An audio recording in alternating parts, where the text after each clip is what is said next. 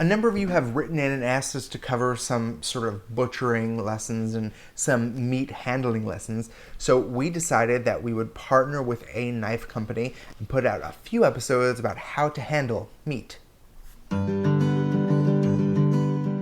The sponsor for our knife sub-series is Shun, part of Kai USA. It is a Japanese cutlery company that makes some of the most awesome knives in the world. They're all handcrafted in Japan.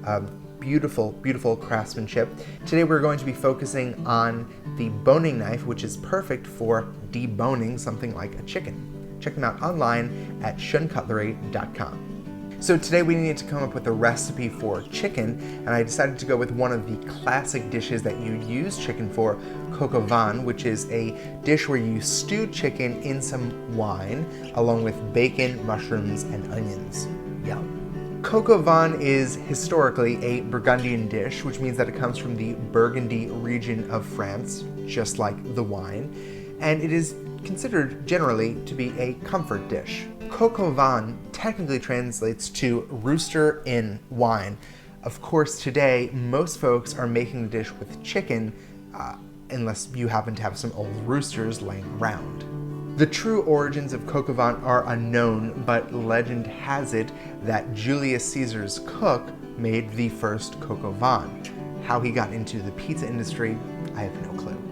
Coq au vin is ideal for a party because it can be made a few days ahead of time. You could even make it with just the little wings, or you can do it with a full chicken like we will do today. The reason is that the collagen kind of breaks down in the chicken, it gets really soft, and once it cools down and is reheated, it remelds, the flavors do this saucy little tango, and it's really, really delicious. I took some inspiration from my friend over at norecipes.com for today's coq au vin recipe, made some modifications. I think you're gonna like it.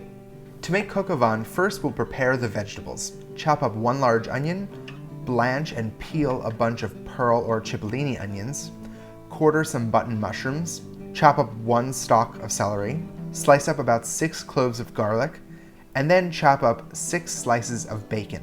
If you're only using one cutting board, you want to get all your veg prep out of the way first and then go on to meats so you risk no cross-contamination. In a pan, cook the bacon over low heat until the fat has rendered out and they start to get crispy, about 10 minutes. Meanwhile, it's time to break down the chicken. To break it down, first cut the wingtips off, then find the sternum and put your knife in along the side of the sternum, cut along the bone until you reach the shoulder joint, and the breast should gently fall away.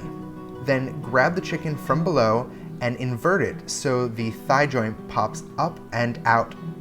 Now continue the cut straight down along the side and you should be able to separate the carcass from the breast and drumstick. Once you've cut the chicken in half, separate the thigh and leg from the wing and breast. Then cut the leg away from the thigh and the wing away from the breast. Now you'll have 2 breasts, 2 wings, 2 thighs, and 2 legs. Now you can take the carcass and save it, throw it in the freezer. It makes a great chicken stock. After the bacon fat has rendered out, remove the bacon and brown the chicken, about 4 pieces at a time over medium heat. Remove the pieces once they've browned. In a pan, add your chopped up onions, celery, and garlic and cook until translucent. Then add a splash or 2 of cognac, 2 cups of red wine, preferably Pinot Noir or Burgundy, Beaujolais, or Chianti, and 2 cups of chicken stock.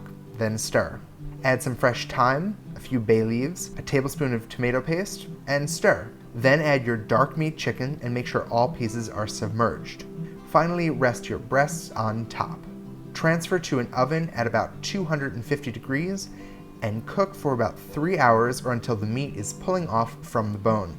Once it's cooked, remove the chicken from your liquid, add your cipollini onions and mushrooms, create a mixture of 1 tablespoon cornstarch to 3 tablespoons water, and pour that slurry into the liquid to help it thicken, and cook it down until it's a thick sauce.